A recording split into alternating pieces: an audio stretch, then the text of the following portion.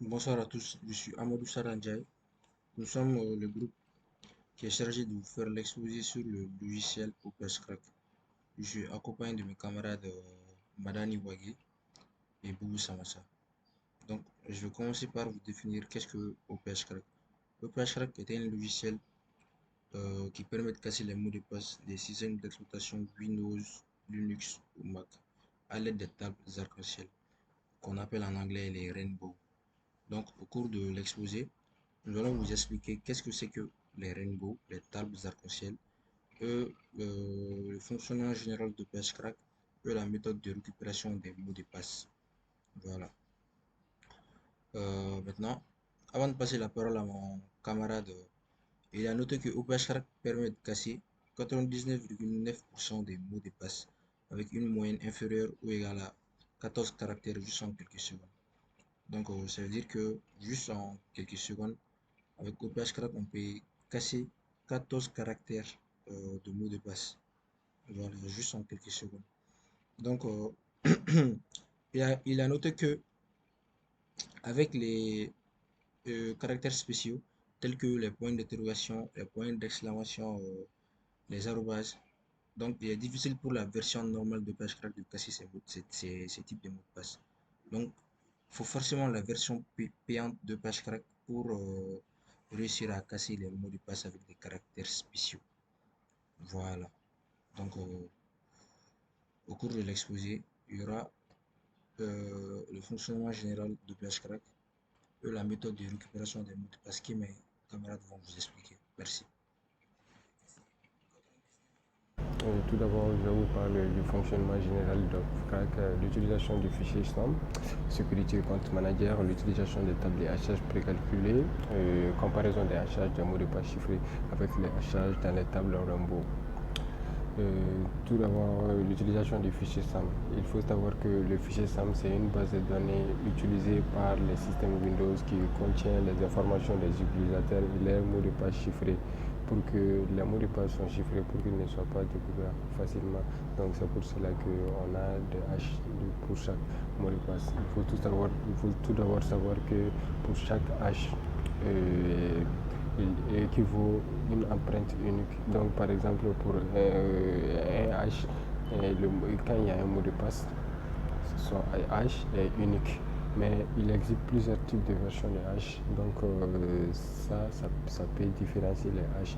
Par exemple, prenons un mot de passe tic tic.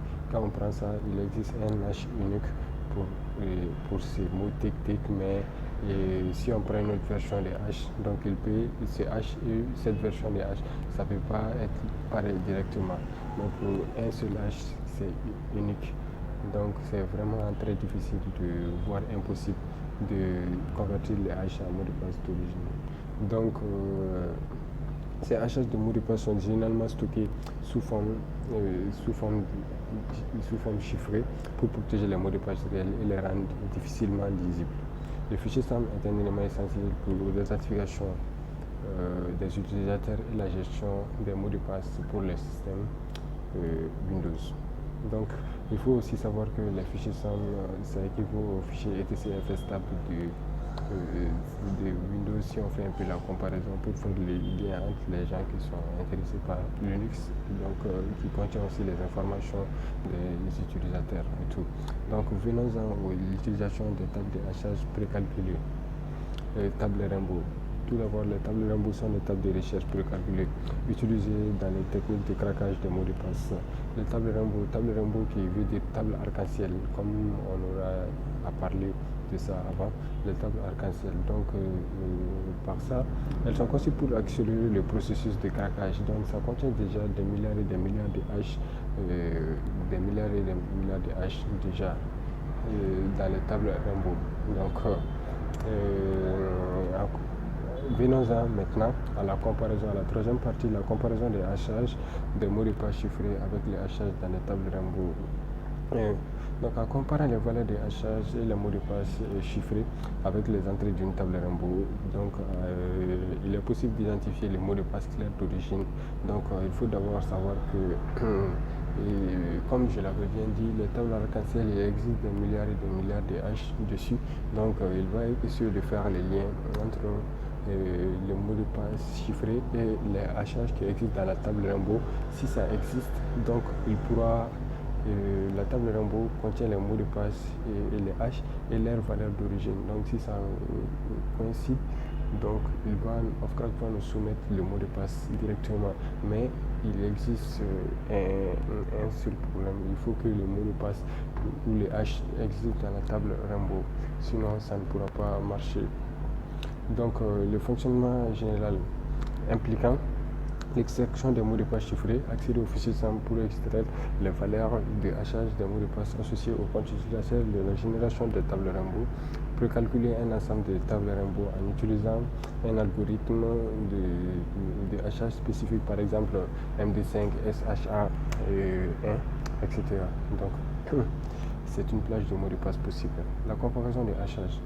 Prendre chaque mot de passe chiffré du fichier SAM et le comparer aux autres entrées des tables Rainbow. Si une correspondance est trouvée directement, il pourra faire le lien. Donc, tout d'abord, pour la fin, je voudrais dire qu'il est important de noter que l'utilisation des tables Rainbow à des fins de craquage de mots de passe soulève d'importantes préoccupations, souvent éthiques et légales. Donc, il faut savoir qu'on peut être poursuivi pour ça et tout. Donc, il faut savoir comment le faire. Et donc, Avant d'avancer, bon, comme parfois notre VM se plante parfois, donc je fais une capture de l'utilisation et du fonctionnement d'Offcrack. Donc, pour un début, ça c'est la machine virtuelle que nous avons virtualisée. Et c'est sur ça que nous allons insérer une clé USB bootable qui a été bootée avec l'ISO d'Offcrack. Donc, une fois, et ça c'est la machine comme ça. Donc, maintenant, on a oublié le mot de passe. Donc, maintenant, on va réallumer la machine par rapport par rapport à la clé USB qui est déjà bootée avec l'ISO d'Offcrack. Donc, maintenant, une fois qu'on change l'ordre de démarrage, donc ça va venir ici dans le système d'Offcrack. Donc, une fois que ça vient ici, donc maintenant on va rentrer dans l'Offcrack. Et si on rentre dans Offcrack, on prend directement recherche de la table. Et après ça, on entre et on trouvera ici notre machine virtuelle et le mot de passe qui est Soleil. Donc là, nous allons passer à la pratique. Donc ça, c'est ma machine virtuelle. Et c'est nommé Virtuset. Donc je lance le démarrage.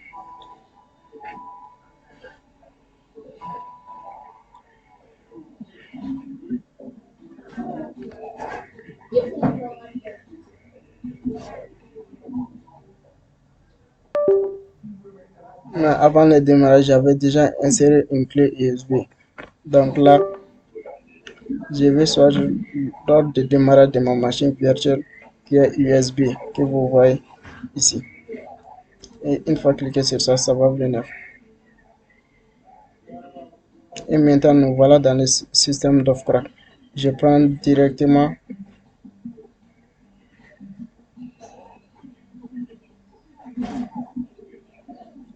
Donc ça, c'est un démarrage comme ça. Et là, ça va prendre un peu de temps, mais ça va venir.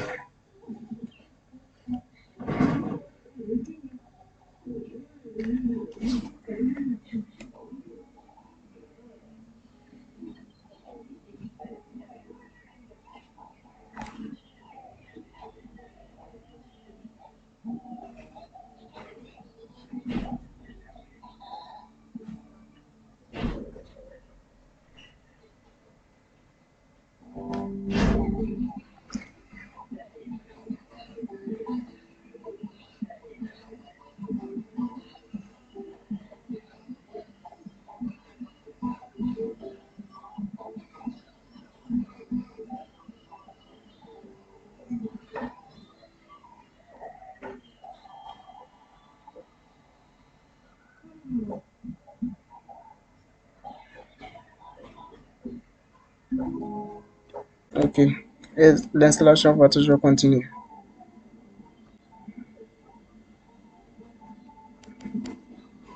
Donc, nous maintenant dans le système.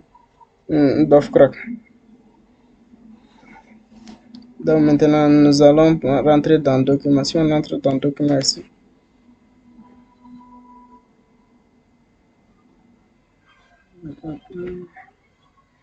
donc voici notre disque dur 27. Si on entre dedans, on vient ici. C'est pour que Offcrack puisse y retrouver notre disque dur. Donc une fois que c'est fait, donc maintenant on entre dans Offcrack ici. On va sélectionner notre table ici.